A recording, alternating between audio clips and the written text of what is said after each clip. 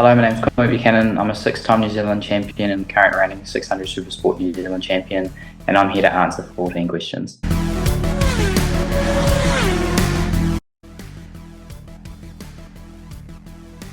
I guess my father, he used to ride bikes. He always loved riding motorbikes, and I guess when I was growing up it was the same with me. Always chasing each other around the paddock or on the lawn at home.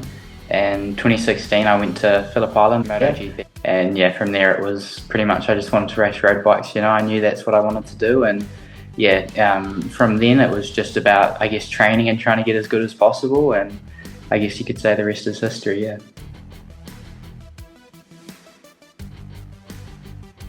I think my favourite, or I guess my most memorable moment that I remember the most, would have been Taupo 2023, the final round of that season.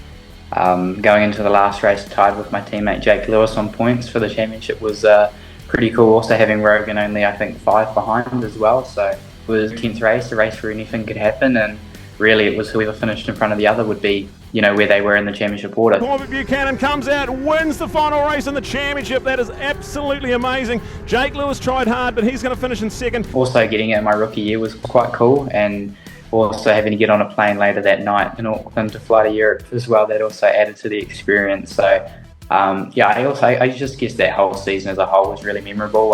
First year on the 600, a lot of learning was done, but eventually coming away with the title was awesome.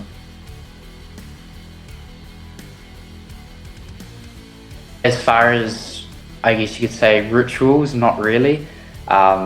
I'm not really a believer in that sort of stuff. I used to be, and I guess it kind of mucks up your mental a little bit, but it's really just my routines. I always follow them, try and keep, as consistent with my processes and stuff like that, and I'm not really the type of guy that puts one boot on before the other or one glove on before the other. I just put both gloves on as fast as possible because I want to get out on track.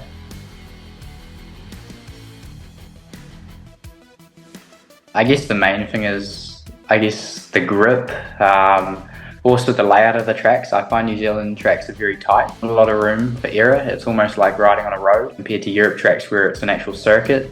Don't get me wrong, you have awesome tracks like Hampton and Taupo and Teretonga. Every track in New Zealand's awesome, but I guess just the amount of space that you have. You run off the track, you're into the grass, whereas in Europe, we have, hundreds of metres of runoff at the end of every corner, then a gravel trap. So I think that's probably the main difference, as well as the tracks in Europe. They're quite fast, a lot faster than some of the New Zealand ones. You can use the curves on all the exits and even on the inside of the corners and stuff. But yeah, I guess the main thing is just how tight and flowing the ones here in New Zealand. They're not the most flowing ones, which makes them really difficult, which in a way I actually kind of like. It's quite a big challenge coming back to New Zealand. So yeah, I'd say that's probably the main difference.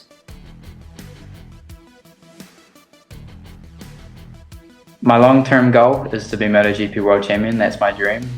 It's been my dream ever since I started riding road bikes.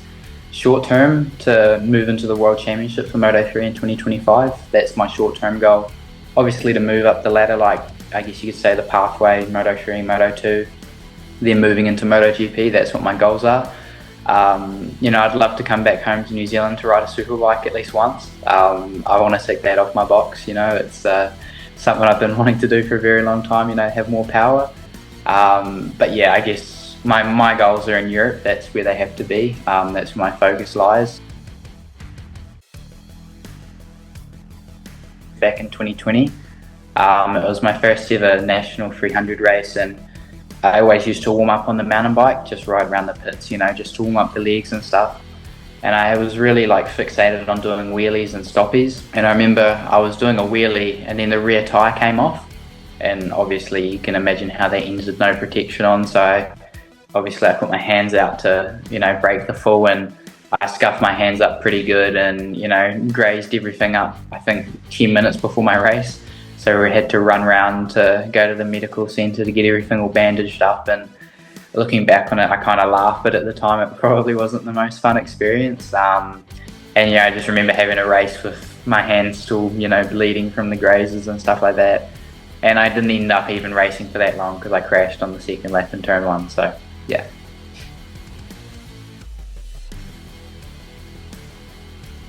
Being a Kiwi on the world stage, in a way, is a little bit like an advantage. Okay, it has its disadvantages, obviously. New Zealand's nowhere near Europe. I guess it's just like a point of difference. I'm not the only one over here representing New Zealand, but in junior GP, for example, I'm the only one in the Moto 3 class ever. So there's those sorts of things that I guess make you stand out. It makes you really proud because you're one of the ones representing your country. And it also, I guess, poses its challenges. Obviously, the difference in level from New Zealand to Europe. I mean, it's, New Zealand Championship versus World Championship. So there's that as well. But I think it's awesome, being the only one that has raised the Kiwi flag onto a World Championship podium. I think just being a Kiwi all round it makes me cooler from the rest of them.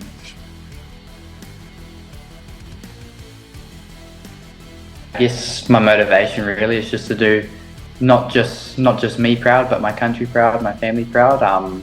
We've done a lot more than what I expected already in my career so far, and it's just that constant drive to keep wanting to do more. But really, it's just to show that all my hard work's paying off, that sort of stuff.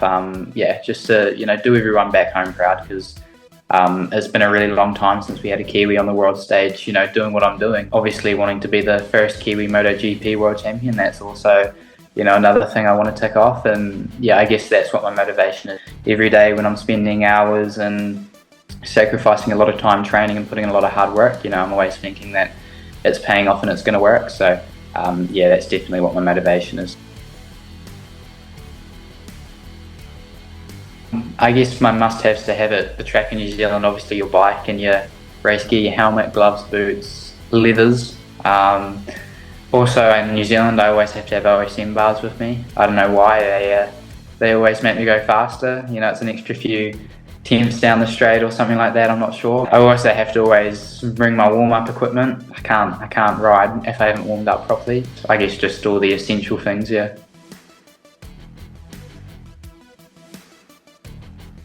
Just to make sure your ears are open, I guess, to take in everything. It's a big step up, and it comes with time. Obviously, everyone wants to be the fastest straight away, but for my first race season in Europe, it wasn't the flashes. You just have to be prepared to learn. You have to be prepared to lose as well. It's normal, but I think the biggest thing that you can do is learn to take in all the info, to just gauge yourself off all the other riders and find, I guess you could say, mini goals each round. Always set some mini goals that you want to achieve before the end of the weekend, and just enjoy it. It's a one in a lifetime opportunity racing overseas, so just soak it all up and enjoy it.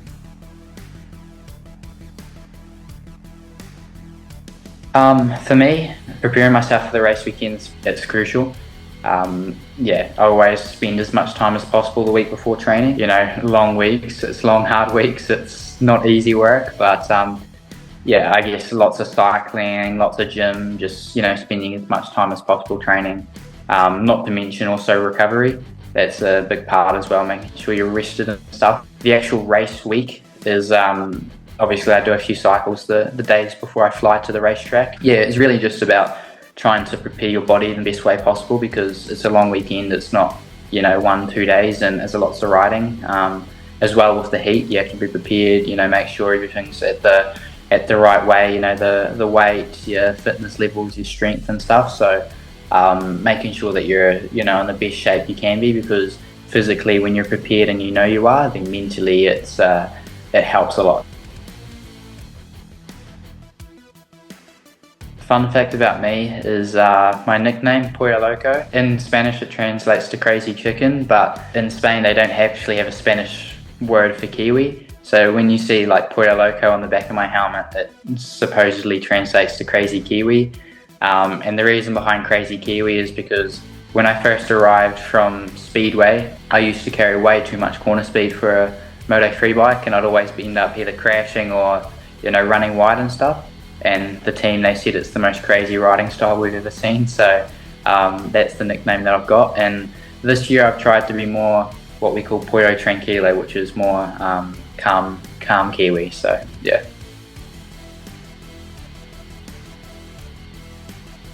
My support crew obviously is my mum and dad. Mum, she's over here in Europe with me at the moment, and dad back home. as well as my girlfriend Jessica. She's always there to support me, and it's even better when I have her here on the race weekends. Obviously my race team, my crew chief Harvey, Sylvia, Jorge, Janice, and Scary, my manager.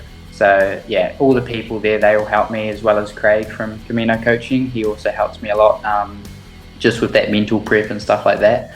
As well as, Academy Southland and Invercargill, Josie, Jason, Carly and Amy, they all, help me out in all those little areas that, all make up for, I guess you could say, the best prep possible. So my support crew is quite big, but they all help out in their own individual way to make sure I'm in the best shape possible to race bikes.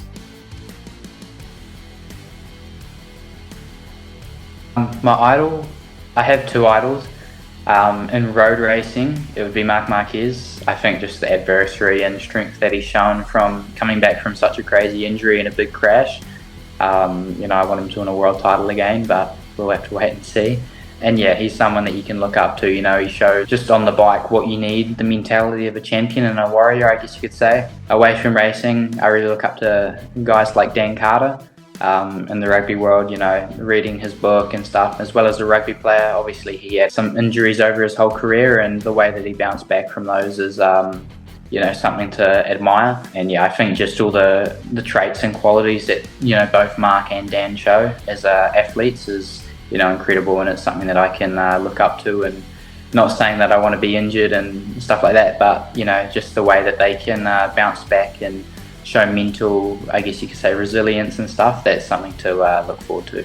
Thank you guys for listening to my 14 questions. I hope you guys all learned something new about me and enjoyed it. Hope to see you guys trackside in December at Suzuki Series.